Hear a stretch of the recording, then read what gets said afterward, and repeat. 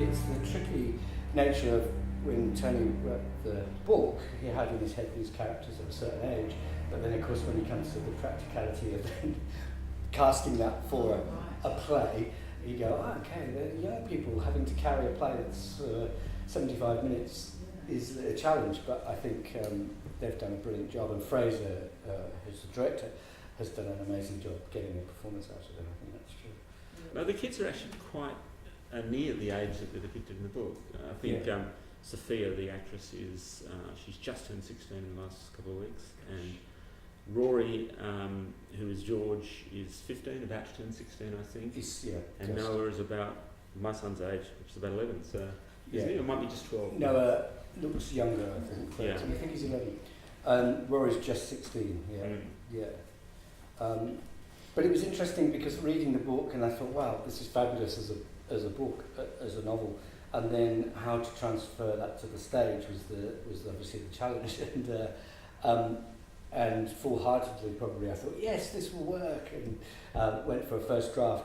And the first draft was much more loyal to the book, and the second draft then I had to go off on a bit of a tangent to make it work as a play, which is the hard part for me, to be true to what Tony has written, but also then make it work as a play with the relationships on the stage that didn't feel like you were just watching a presentation of a novel. What did you think when you first saw it? Well, it's certainly quite a bit different from the book. It's really weird hearing my characters say things that they didn't say. A few more jokes in there. Yes, the whole dialogue thing is a really interesting thing, because in a novel, the dialogue's got to do a huge amount of work. It's got to tell you a lot about the characters. You don't want to stop the action to explain what they're doing or where they're sitting and all that sort of stuff. So when I read your dialogue, it's actually quite flat. But of course, you're adding in, with your experience, what's going to happen on the stage and how the people are going to react and that sort of stuff. So it's quite different, and it's really interesting to read quite different dialogue and see it come alive on the stage, which is quite amazing, I think. We had there's a few people who couldn't come to this, but they emailed me and they wanted to ask Rita you a question about design, and how did you approach designing? Did you approach it as you would normally reading a play, or did you go back to the source, or did you concentrate on making the play work? Actually, I read Tony's book before I read the play. Right. And then I read the first draft, and then I don't think the first draft was around when I knew I was doing it, so I read the book first. And so I guess I started that way, which, so I guess in a way I was creating the world. In Tony's book they leave the house a lot more, and there's, they go down the street and all that sort of stuff. So it was a relief actually when I read that I didn't have to do that, because it's quite challenging to move the set around on a small budget, and also where the set does share the space with another very different play, so it's having to get that in and out. And then I guess I found the reference imagery, so thinking of Dust Bowls in America, but also thinking of the dust storm that happened in Sydney in 2009 was the beginning. Inspiration images and those great pictures of Sydney Harbour when it was orange. What was good today was they started laughing when the Rabbitoh Man said there was no rain, and that quickly dissipated. They really grabbed the audience in very quickly. But I thought we were in for a difficult night. I know. Rain thumps on the ceiling. And great programming during the rain. That's right. Yes, it struck me when I first read the novel too, Tony's book, is that how believable it was and is and could become, and that was the scary thing for me when looking at it. With this little stretch of imagination, the way we're going, it felt like this could be very current. So that was, and so I think approaching this on stage as well to make the reality of the place not too far removed. So the kids still are children that we know and love, and yet they're set in this sort of future. We never really thought of a date of the future, just somewhere soon, I guess. Is that what you were thinking? Yeah, I didn't really want to put a date on it. No. But it's quite different. The way you've done it in the book is sort of quite different. So that was sort of while watching the play, my head's jumping between the two. I haven't read the novel for 4 years or probably or something like that. I haven't gone back. But every so often I think, oh, hang on, was that from the novel or did I add that? Did you add that? Yeah, that's right. You can't. That's good. Well, that's good. What about that great scene that you didn't put in? Yeah. So also the fact that a whole lot of it gets cut out can be frustrating, but it's just the necessity of doing a play. So. Yes, and I think that for me it was reading the book many times and then understanding who the people are, and then when adapting to the stage, to be able to extend their personalities in the same manner as Tony had done, so I can throw in extra bits of dialogue, but hopefully in the same idiom, the same way they were talking. So that was the trick, that it didn't suddenly seem like another writer's come on board and changed their personality or even their dialogue, which hopefully has worked. So I think I have thrown a few more jokes in, but I can't remember either. So it'd be interesting because I think, that works really well. Hold on, did I write that, or is that? Sure, the good ones are yours. I'm not sure. So it's quite nice to know that. Can you? So I've never asked you this. Can you just tell us the process of actually taking the book and turning it into the? Yeah, so I read the book many times. I've probably read it 4 or 5, and then put it down and jot first impressions of sort of the world, characters, descriptions. Then I went back to the book, and I had 2 copies, thank goodness, because the one copy I then put a red mark through what I think would work on the stage and leave the others blank as a sort of first instinct. And then I'll go back and read that again with that in mind and write down those plot points. And the nice thing I think about the novel, though, it's very filmic. When I read it, I felt it was very filmic. And so it had each chapter had its own beginning, middle, and end. So each chapter had a self-contained story almost, and so it was very easy then to transfer that to adapting it for another medium. And then I wrote the first draft, which was ridiculously loyal to the book. So everything in the book was in the first. They went out, there were different scenes, so good job you didn't read that. But they were going down the street, they were going to the supermarket, so they did everything that's in the novel. And then I thought, well, no, I can't actually do that on stage. So I did a second draft, sent it to Fraser and Jane Fitzgerald, who's dramaturg. And there was narration in that. So George, in the book, we're following George. So in the first play, he was talking to the audience. And I like that technique and I like watching it, but it just seemed like there was too much of it. So what was happening, there were huge chunks of description from the book he's actually saying instead, which then doesn't become very dramatic. And you might as well then go and read the book, which is a good thing to do anyway. So then I got rid of that and tried to convert all of that into dramatic dialogue. Hello. So I did that and made it about the characters talking to each other, and then trying to convert the descriptive text into reported speech without it becoming exposition. And that was really hard. Right. And occasionally still I go, that's okay, it's all right. Particularly when they go out in the book, because they have that great journey and they go to find the hospital and the escalators are fun. There's some brilliant descriptions in there of what the supermarkets look like now, and the guy selling water and hitting the woman on the head. That then I've reduced to probably 3 lines in the play, and they come in having bought a rabbit. But of course in the novel you hear all of that. So it was tricky. But then the second draft, and then with Jane and Fraser on board, then a third draft. And probably there was 5 drafts by the time we got to here. But the last 2 drafts were probably just changing little bits and pieces, not full, overhauls. So it was a surprisingly easy process, actually. Did the drafts change once the actors started rehearsing? There were a couple of Fraser might come and say, the Rabbit Man doesn't quite work where you've got him, can we move him here? So the Rabbit Man didn't start the play until 3 days ago. He was in the middle. But then Fraser thought, let's try. Actually, Richard, the actor, thought maybe I could come in at the beginning because he sets the scene, and it works really well. And I'll take credit for that, so that's great. Because my name will be on the play. And I said yes. I thought it was a great idea of starting the play. The other interesting thing I found was the role of the dramaturg, which I hadn't really understood, and I hadn't. So you've got a director, which is Fraser, who's not here, and Mark, who's done the adaptation, and we had Jane, who's the dramaturg. How would you describe what she does? Jane's the sort of go-between the me, the adapter, and probably you a little bit, and Fraser, the director. So she'll keep an eye on the drafts. She'll say she doesn't maybe quite understand this line. Why does Beeper say this when he said this 2 pages ago? And it sort of keeps you on your toes a little bit. She's sort of liaising though very much between the writer and the... Yeah. There's no precedent for this. I guess it's the first time it's ever been staged, therefore it's That's not right, like using an existing play which has a lot of stuff knotted out. And Jane has worked with writers over the years, so she'll write with new writers who will come with a play, and she'll try to encourage them towards clarity to make their play work for an outside audience. So she sort of sits there as an observer as well as being in it, that because she's not adapting or haven't written or directing, she can be a little bit more objective. So it's really fascinating to, she'll ask why people say certain things, or why has it gone this way, or even line scans. She'll say it doesn't quite make sense. What about this word or that word? So and she read the book, of course, a few times.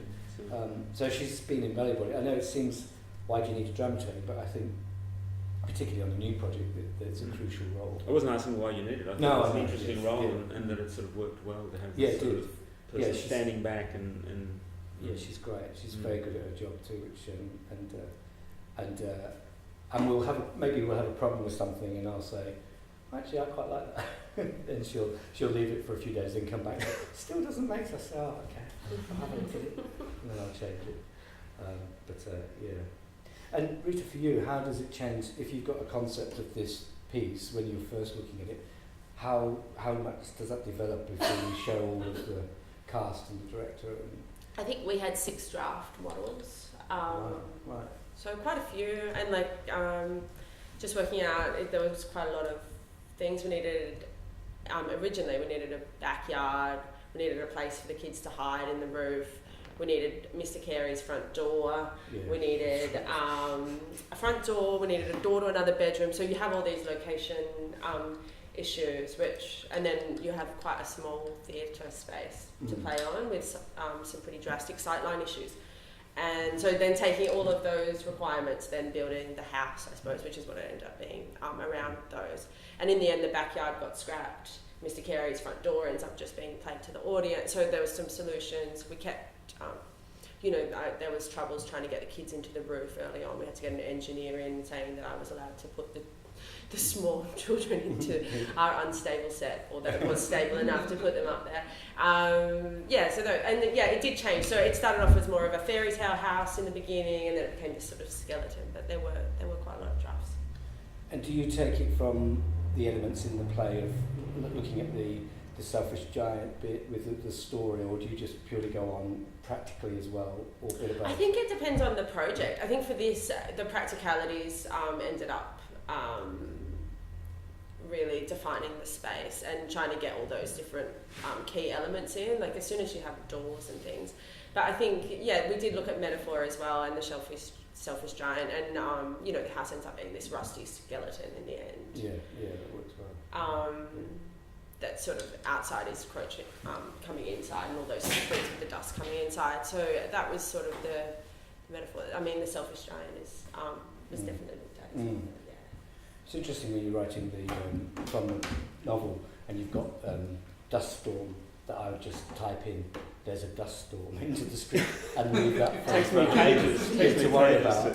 I had no idea how that was going to work. But he climbs up to the roof. I thought, that's going to be a challenge. Oh well, someone will do that. And I'm not directing it, thank goodness. Just because of people at social media, Tony, where did the idea come from? I know you've said this many times, but just for us.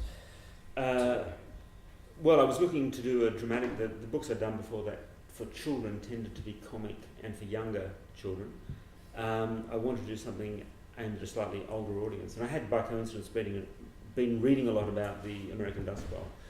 And it's just a fascinating sort of localised piece of climate change. And I thought, and it was interesting to read how people coped with that. And I thought, how would we cope if it happened today? And that really gave me the genesis of, and I wanted that older-younger brother relationship as well, that idea of trying to protect and being completely out of your depth when you do it. I just thought that was a really interesting sort of, so I wanted a really interesting background to that dynamic between the older and younger brother. I didn't want it to completely dominate and just become a special effects book in effect. So I just pulled all those things together, and it must have gone through 10 drafts. I mean, it was a really difficult one to get.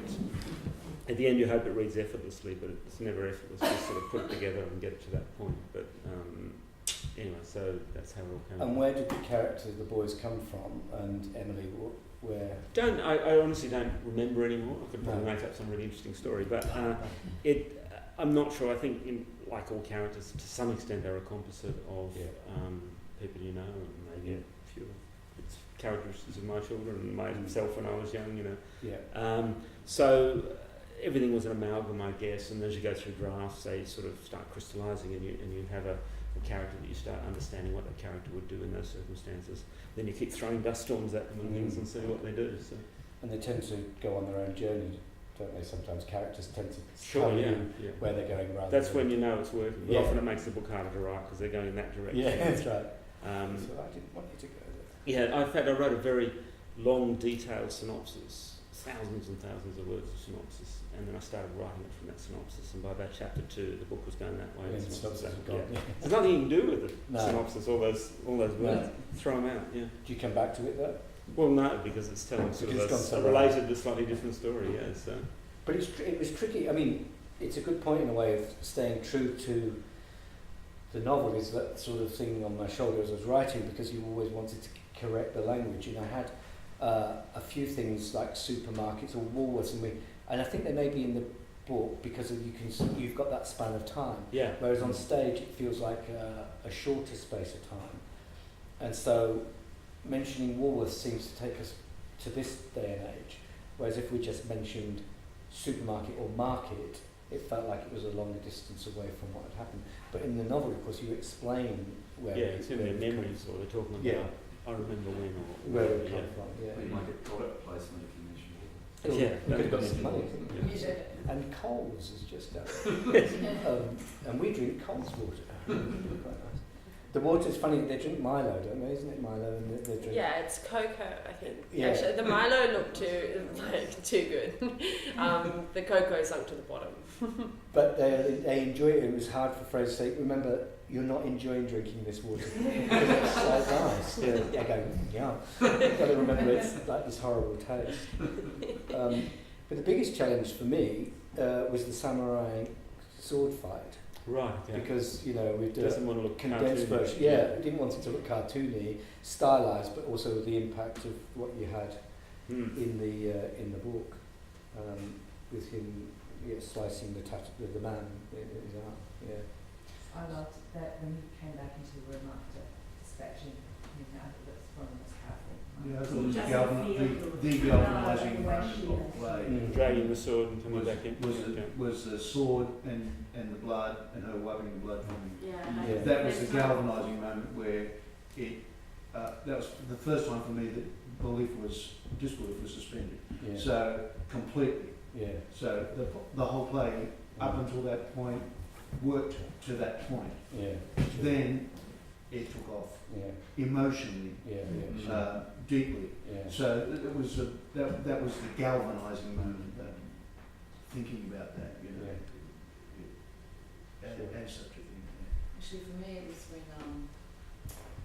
when you hear Emily crying in the room, which is I remember in the book, because up until that point she's so mysterious and it's done so well. Yeah. Her character is so mysterious, and then you know that she's hurting. It's like everybody else. Yeah, that's right. Rather than this front. Yeah, that was quite powerful. Yeah. As well. And both of those moments are when those characters are at their most vulnerable. So they sort of becoming, when he takes his shirt off, when he's wiping blood, and when she's crying, you sort of see they're soft, that they're just children. Yeah, that's right. And there's a couple of playful things in the book. I think we transferred with the handball game, but also I know Fraser and I are talking about wanting them to play as children, so they play that ball game that's then disrupted by Beeper having a coughing fit. but that they are just kids. You have to, to remember that they could have been just playful children if they were in a different time and place. I was impressed that the kids didn't miss the ball once. That was pretty good. I know. I was a bit like, how are we going to do this? But so far, that was very tricky. But the crying. I remember reading that and thinking, with Emily, of this story. I can't remember if I came up with Larissa, name of the sister, or that's you came up. Oh, is it called? Is she called Larissa? She is. Good. Okay. Phew. I hadn't given a name to a sister that you hadn't named. No, I think it was. But as I said, I haven't read it for a long time. No. But I mean, it's the whole thing about letting go of the book and just letting you do your own thing is kind of the difficult one, of course. And I was invited to the rehearsals and things, and I've been to a few of them, and I've been sort of saying, I better not say anything, I better not say anything. And Fraser is saying, no, give us your ideas, give us your views, and all that sort of stuff. I don't know that I've changed, that anything's been changed as a result of anything I've said, but nonetheless, I was very aware of the fact that the dictates of a play are just so different to that of a novel, and that great changes have to be made. And I'm just so impressed by what's been done. I just think it's, the way it looks, the way it sounds. And the thing I guess that has most impressed me is just the talent on that stage. Those kids are just extraordinarily good, I think. And there's two beepers, and both are excellent. So and quite different. Yeah, they are quite different. They do play it differently, and they're both very impressive. So the youngest character swaps out every night. Has a day off. Yeah. Are they two of everybody, or is it No, just the youngest? Yeah. Because under a certain age, you have to double, so two beepers. Yeah. Fraser's done a lot of work. Thank you. I take the credit, but I could have just gone. Thanks. He did a lot of playing games work. So every morning they play ball games and they play improvisation games.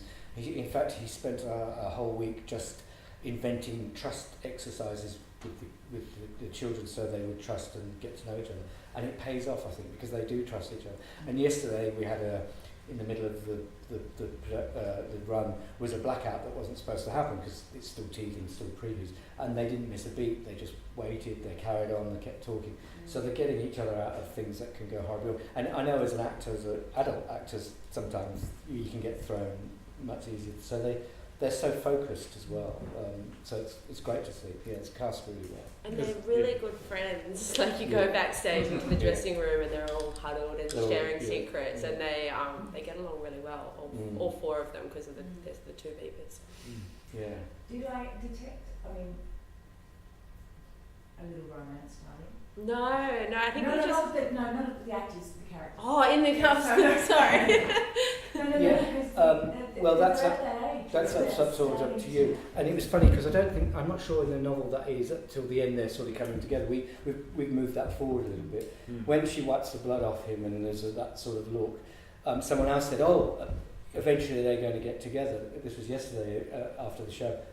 That was never in my head or intention. Nor in the book. Or in the book, but it's good that can be read into that, because potentially maybe there could be eventually, at the right age, like you said.